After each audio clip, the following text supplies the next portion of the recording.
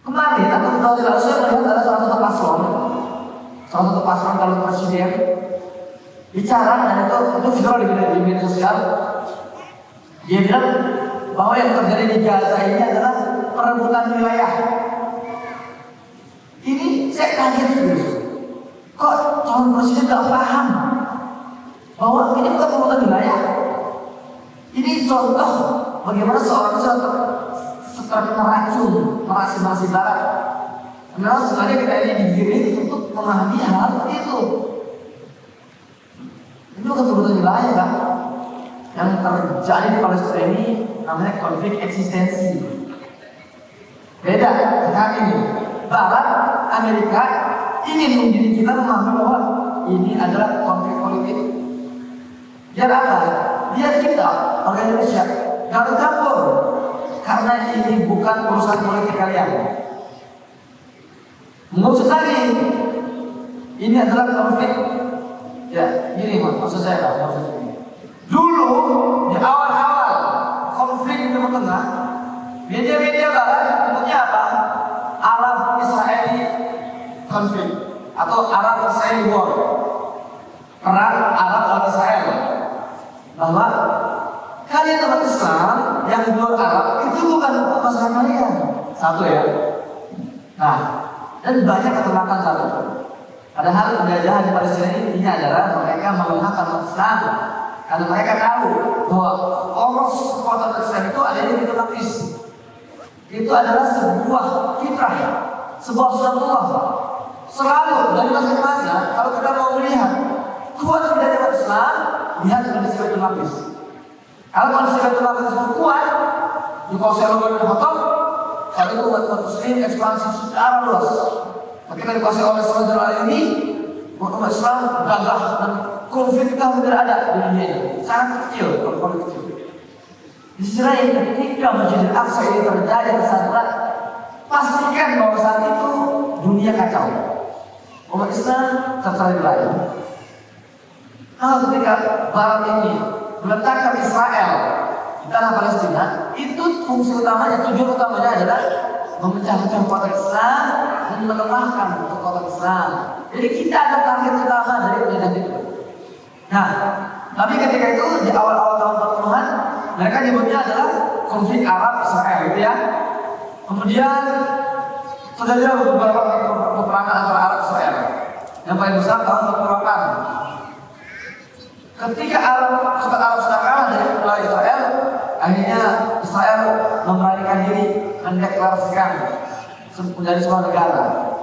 Negara Israel akhir tahun 48. Saat itu berubah lagi narasinya, bukan lagi Arab Israel, tapi apa narasinya? Palestina Israel konflik. Mulai dipersempit lagi nih, mulai dibatasi lagi bahwa ini Arab kalian sudah kalah perang, ini sekarang tanah kami, karena kami sudah punya negara, Palestina belum punya negara gitu. Palestina itu nggak ada bagi mereka. Maka ini adalah negara kami. Saat itu dinamakan konflik Palestina Israel. Kemudian bertahun-tahun muncullah tahun 2003. Sekarang mereka tidak lagi menyebutnya Palestina Israel konflik. Apa nyebutnya? Hamas Israel, gitu ya. Terus dia kecil sampai paling kecil. Dan kita banyak termakan oleh nasi itu. Dan fungsinya kajian-kajian seperti ini, ya, saya sudah mengatakan bahwa ini bukan kajian donasi, ini edukasi.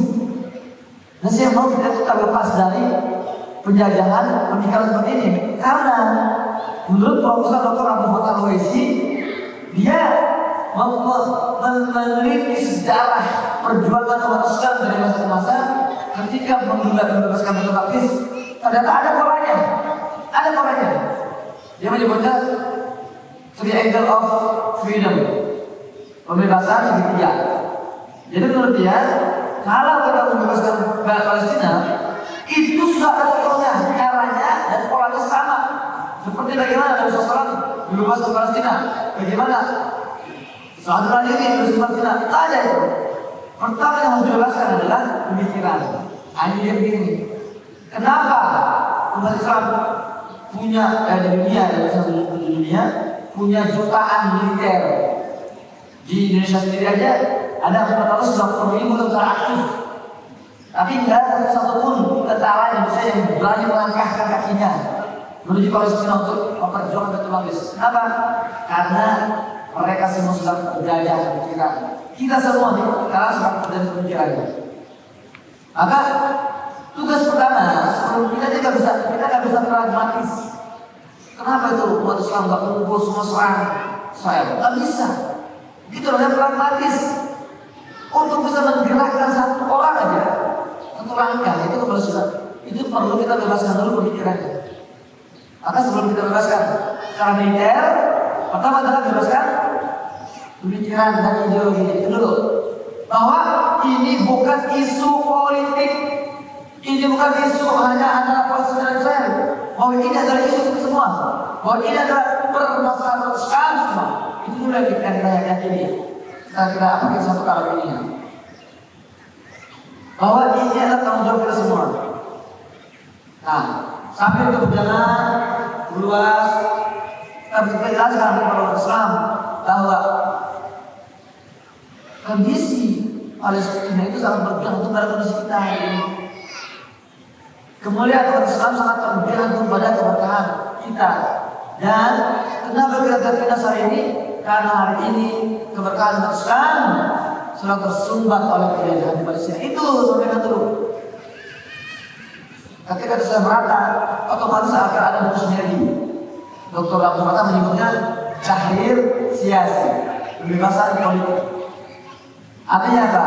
Harus ada kerjasama antar negara, antar instansi, antar orpol, ormas.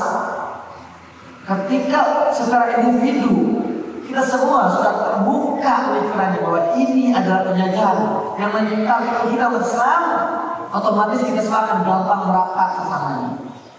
Terlepas apa ini kita, background ormasnya, background orpolnya, background mazhabnya, kita bersatu nih.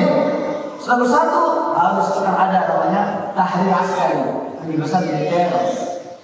Selama tidak kita lalui dua stasiun-stasiun ini, maka jangan kita harapkan kita bisa bergerak membebaskan secara militer.